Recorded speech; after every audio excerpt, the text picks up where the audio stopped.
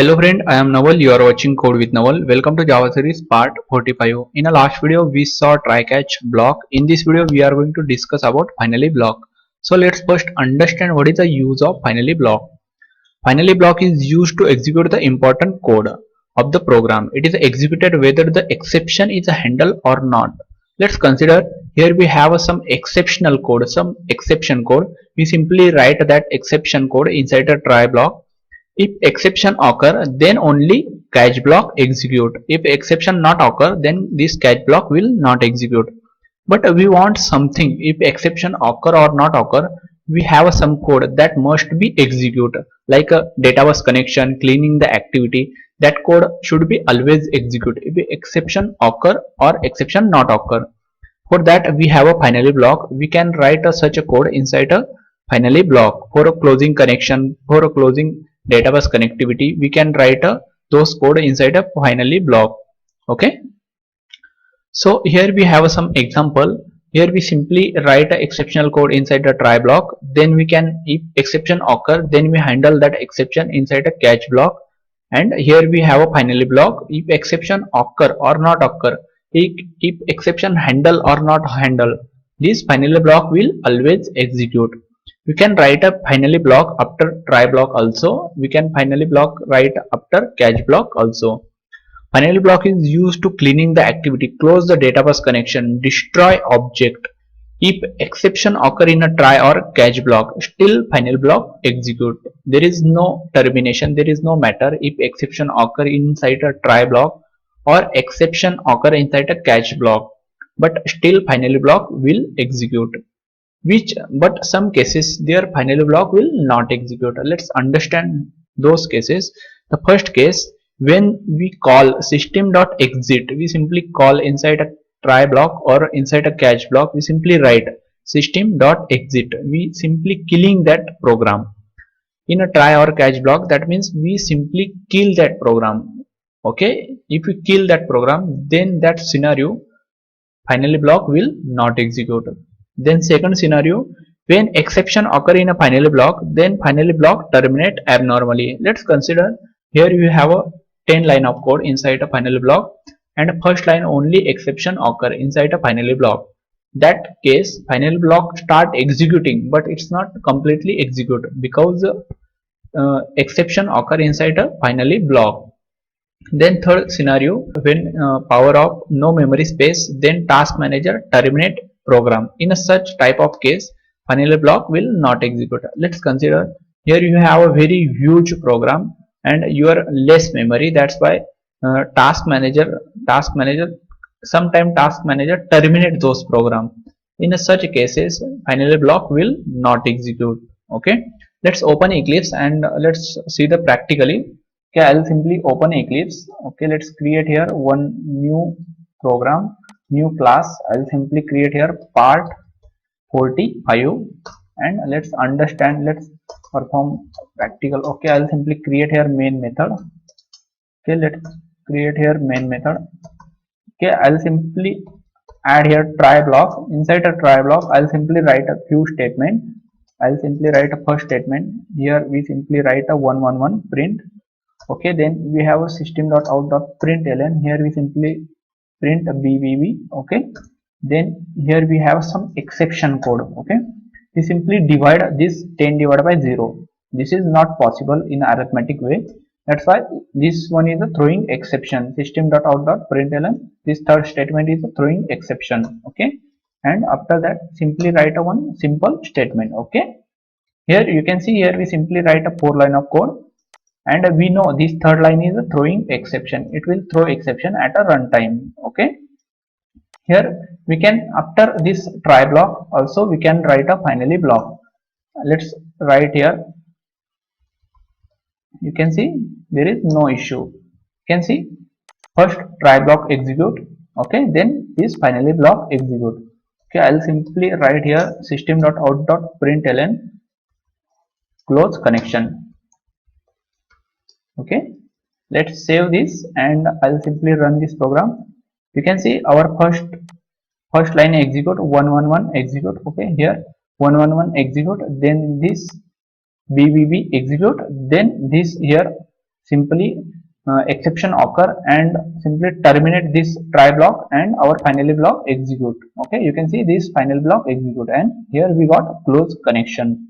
Okay, we can write after catch block also finally block. Okay, we can write after try block directly finally block, or we can write a catch block then finally block. Okay, let's write here catch. Okay, simply handle here exception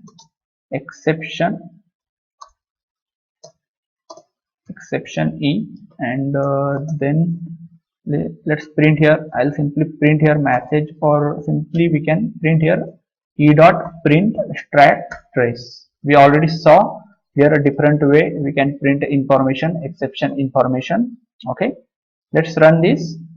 You can see first our first statement execute, then second statement execute, then exception occur here, then this catch block execute. Okay, this catch block simply print the message, exception message, then this finally block execute.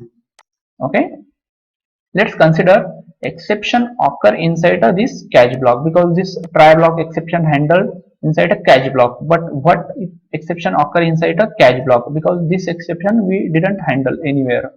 Okay, here we didn't specify inner try catch block. Okay, let's save this and run this. You can see our first line execute, then second line execute, then exception occur, then control go inside a catch block, and here also exception occur. Okay, this one is a terminate. This catch block is not handled properly exception, because inside a catch block also have a exception. Okay, but still our finally block execute. Okay, here we saw if exception occur inside a try block or exception occur inside a catch block, but still this final block execute. Okay, if exception not occur anywhere. Okay, let's remove all exceptional code. Let's save this and let's run this. You can see there is no exception. First our try block execute properly, there is no exception, that's why our catch block not execute and directly finally block execute. You can see close connection. But here we saw some cases their finally block not execute. Here we saw first case system.exit. So let's apply here system.exit. I will simply add here system.exit and simply pass here parameter 0. Let's save this and run this. You can see only the first two statement execute, then we simply kill this program, we simply kill this system, and remaining code not execute. Okay, this one is the first case. Okay, let's close here and add this system.exit and let's run. Okay, you can see our all code execute properly, because here inside a try block there is no exception occur, that's why this catch block not execute and this system.exit not execute. Okay, that's why this finally block execute. But let's consider here exception occur.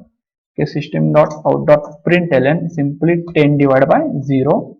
Here we can see here exception occur and this control go inside a catch block for handle that exception. Okay, let's save. You can see this first line, two line execute, then here exception occur. Okay, then simply control go inside a catch block for handle that exception, and inside a catch block there is the first line system.exit and immediately our program kill. Okay, let's save this. And the second scenario here we simply finally if exception occur inside a finally block, then final block start executing but it's terminate abnormally. Okay, let's consider. I'll simply remove this exception code, or I'll simply remove this system.exit. Okay, let's save and run this. You can see here simply here this final block executing properly. Okay, I'll simply remove this exception code also. Okay, let's save and run. You can see first this all statement execute, then this finally block execute. Okay, but what if I write something here system.out.println 10 divided by 0. Okay, here you can see inside a final block here first line only throwing the exception. Okay, let's save this, run this. You can see our all inside all try catch try block all statement execute properly, then start executing finally block, but inside a final block only the first line throwing the exception. That's why this remaining code will not execute. Okay, in this scenario, this final block start executing, but because the exception, the remaining code will not execute. Okay, this one is the second scenario. Okay, I'll simply remove this, and we have one more scenario here. Simply if power off, you are running your program.